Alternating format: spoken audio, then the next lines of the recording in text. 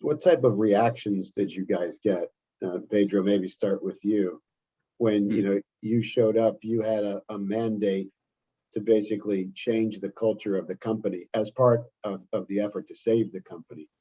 I mean, when you started to show up and talking about compliance and standing in front of employees who had been part of basically a family business for many, many years, what type of reaction did you get?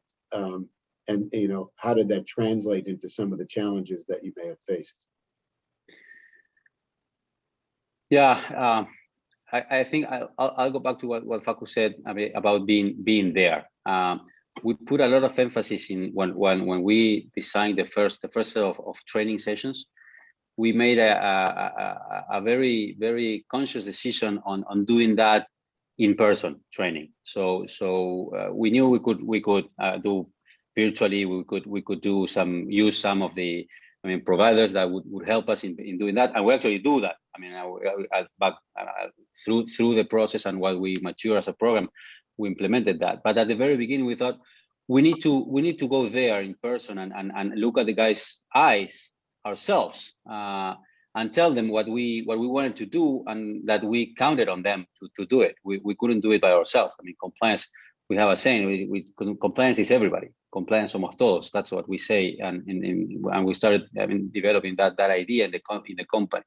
One time, I got one very senior, not senior because of of his position in the company, but had been in the company for many years, which is a characteristic of Torneos employees. We have a long-standing workforce within the company.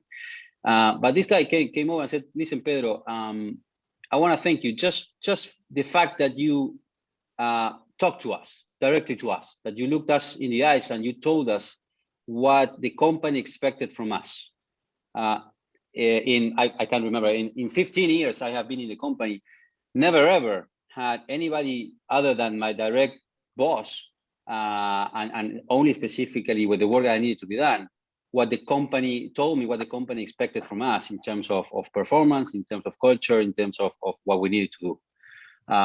So that was telling. And then another very typical reaction was when we were there. Our message was, we have to do the right thing. So what is compliance? Compliance, again, it's a word, an English word that doesn't have a very translation in Spanish. There are several words that you can use, but nothing convey the overall picture that the compliance function in a English language would communicate. So just the fact that we're talking about compliance, people start looking at you. What are you talking about?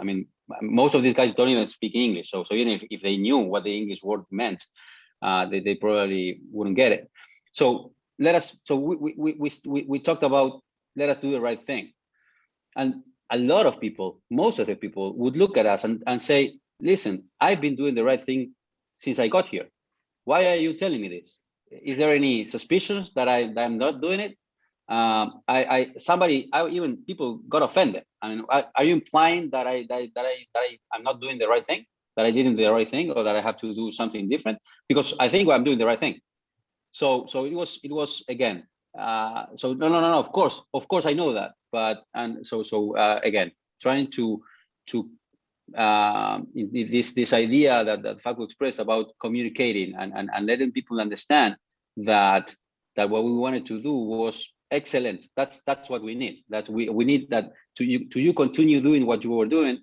And even if you're not negotiating contracts, because this another reaction was just, what are you talking about? I don't have any contact with AFA. I don't have any contact with FIFA. I don't negotiate contracts.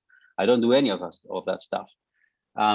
So we needed to again put examples to identify situations where even if you were not negotiating contracts, or even if you're not, reflecting contracts in our accounting books, you all the time face decisions where you need to decide whether to do the right thing or not.